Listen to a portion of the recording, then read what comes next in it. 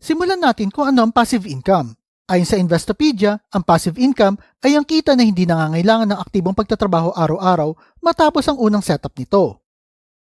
Kung sa tradisyonal na trabaho ay kinakailangan mo maglaan ng oras para kumita, sa passive income naman ay maaari kang kumita kahit natutulog ka.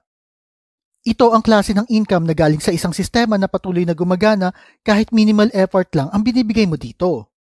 Ang ganitong uri ng kita ay mahalaga lalo na kung gusto mo magkaroon ng financial security at flexibility sa buhay.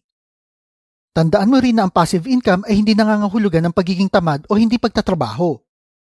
Sa halip, ito ay isang strategic na paraan para kumita ng pera o ang pera ang magtrabaho para sa iyo. Kaya mahalaga maintindihan mo na ang kahit passive income ay nangangailangan din ng oras, effort at kaunting kapital para simulan. Ang passive income kasi ay hindi naman talaga totally passive dahil nangangailangan mo pa rin i-check at i-monitor ang sistema na ginawa mo na gumagana ito ng maayos. Ang mga passive income streams ay nangangailangan pa rin ng regular na maintenance, updates at paminsan-minsang pag-aalaga upang mapanatili ang kanilang effectivity. So naintindihan mo na ba kung ano ang passive income? Kaya sa video na ito, narito ang ilang passive income ideas na pwede mong simulan. At tandaan lamang na ang ilang passive income ideas dito ay kailangan ng kapital. So malinaw na ba ang lahat? Tara, simulan na natin. Una, vending machines. Ang vending machines ay isa sa mga fastest growing industry ngayon dahil na rin sa dali ng pag-import nito galing China. Sa tulong ng mga vending machine, maaari ka na magbenta ng snacks, tubig, yelo o kahit anong bagay pa ang nasa isip mo. At ang maganda pa dito ay di mo na kailangan na ikaw mismo ang magbenta dahil machine na ang bahala dito. Meron pa ang vending machine na naglilinis ng helmet. Basta ilagay mo lang ito sa strategic na lokasyon tulad ng mga schools, offices o bus terminal o kaya naman mag-rent ka na maliit na space sa loob ng supermarket o sa harap ng sari-sari store. Kapag na-setup mo na ang vending machine mo, importante ang consistent na maintenance nito at ang replenishment ng mga products kung kinakailangan.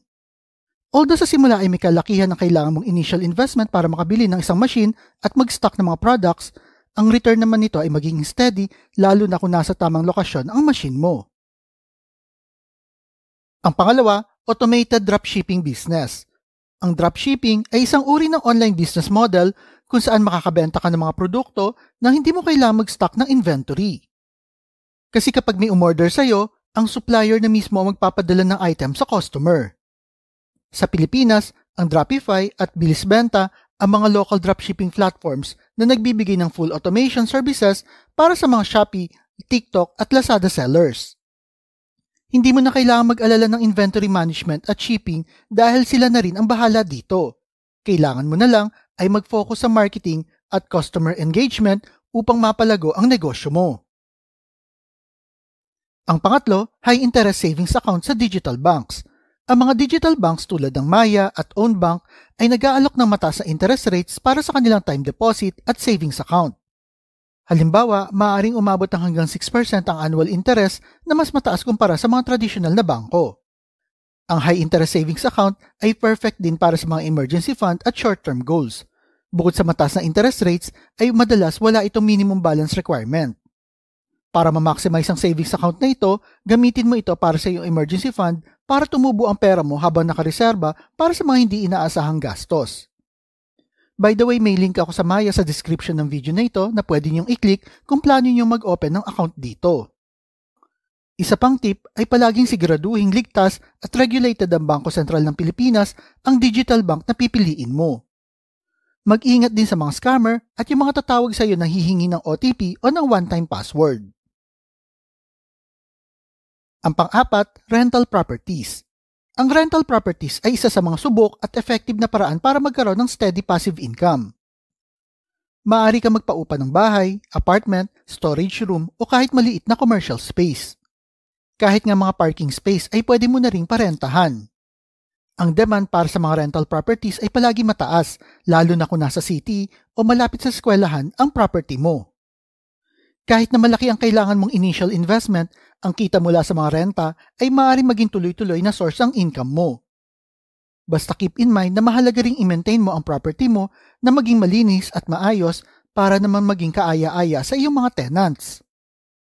Huwag mo din kalimutan magbayad ng mga necessary tax para maiwasan ang problema sa hinaharap. Ang panglima, dividend stocks. Ang pagbili ng stocks mula sa mga kumpanya na nagbibigay ng regular na dividends ay isang magandang uri rin ng passive income. Although may risk na kasama ito, maaari ka naman magkaroon ng steady income galing sa mga kumpanya may magandang track record sa pamamagitan ng pagbibigay ng dividends. Ang dividend stocks ay karaniwang ibinibigay ng malalaking kumpanya tulad ng mga utility companies o yung mga established corporation. Pumili ka ng mga matatag na kumpanya tulad ng San Miguel, Jollibee, Meralco at marami pang iba. Kapag ikaw ay may mga share sa isang company at kumita ang company na ito, pwede nilang i-share ang kanilang kita sa pamamagitan ng pagbibigay ng dividends. Basta mahalaga mag-research muna bago mag-invest upang maiwasan ang mga kumpanya may pabago-bago ng performance. Ang pang-anim, Pag-ibig MP2 Savings Program. Ang isa sa pinakasimple at siguradong paraan para makapag-ipon ng pera at kumita ng interes ay ang Pag-ibig MP2 Savings Program. Sa halip na stagnant ang iyong pera, tumutubo ito na hindi bababa ng 7% sa paglipas ng panahon.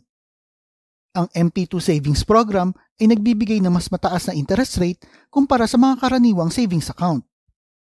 Ang MP2 program ay para sa mga miyembro ng Pag-ibig na nais magkaroon ng karagdagang savings na kumikita ng mataas na dividend rate. Ang kagandahan dito, hindi mo kailangan ng malaking halaga para makapagsimula at kahit maghulog ka lang ng maliit na halaga. Actually, makakapagsimula ka sa Pag-ibig MP2 Savings Program sa halagang 500 pesos per month. Bukod dito, tax-free ang dividends na matatanggap mo. Yun nga lang ang downside nito ay kailangan mong tapusin ang maturity cycle o maaari mo lang kunin ang pera mo pagkalipas ng 5 taon. Ang pangpito, silent partner sa negosyo. Kung may pera ka at gusto mo magsimula ng isang negosyo pero ayaw mo ang hands-on sa trabaho, bakit di mo na lang subukan maging isang silent partner sa isang negosyo? Bilang silent partner, magbibigay ka ng kapital sa negosyo, kapalit ang porsyento ng kumpanya at ang kita nito. Ang kagandahan dito, hindi mo kailangang makialam sa araw-araw na operasyon ng negosyo dahil ang mga active partners mo na ang bahala dito. Basta pumili ka lang ng negosyo na may malinaw at realistic na business plan upang masiguro mo ang tagumpay ng investment mo. Ang ganitong setup ay magandang oportunidad kung may tiwala ka sa taong nagpapatakbo ng negosyo at sa produktong binibenta nila. Basta siguraduhin mo lang na may malinaw na kasunduan at kontrata bago mag-invest upang maiwasan ang anumang hindi pagkakaunawaan. Ang pangwalo, content creator o vlogger. Isa sa pinakasikat na paraan ng passive income ay ang paggawa ng mga videos at pag-upload nito sa mga social media platform. At kapag lumaki na at na-monetize na ang iyong channel, maaari ka na kumita mula sa mga ads, sponsored content at affiliate marketing. Ang content na gagawin mo ay maaaring tungkol sa pagluluto, tech reviews o kahit sa personal blogs mo. Ang maganda pa dito kapag evergreen ang content mo o yung mga content na madalas hanapin ng mga tao like educational, tutorial o mga tips, patuloy pa rin itong kikita para sa iyo. Ang ganitong uri ng passive income ay hindi lang tungkol sa kita sa paggawa ng content, kundi pati na rin ito sa pagkakaroon ng platform para ma-share ang iyong mga kaalaman at experience. Kung may passion ka sa storytelling o pagtuturo, maaari kang maging matagumpay na content creator. Basta maglaan ka lang ng oras sa paggawa ng quality content para mas marami ang manood sa iyo. Tandaan na hindi mo kaya magtrabaho habang buhay o ilaan ang oras mo kapalit ng pera. Ang pagkakaroon ng passive income ay importante para kumita ka pa rin kahit sa panahon na hindi mo na kaya magtrabaho o madagdagan ng kita mo habang may freedom ka na mag-focus sa mga bagay na gusto mo. Although nangangailangan nito ng oras, effort at kapital sa simula, sulit naman ang returns nito kapag na-setup mo na ito ng maayos. Keep in mind na hindi lahat ng passive income ideas na sinabi ko ay swak para sa iyo. Tingnan mo kung ano ang swak sa interes mo at sa kapasidad mo. Ikaw ba, ano sa tingin mo ang pinakamagandang passive income idea ang para sa iyo? Type mo naman sa comment section below.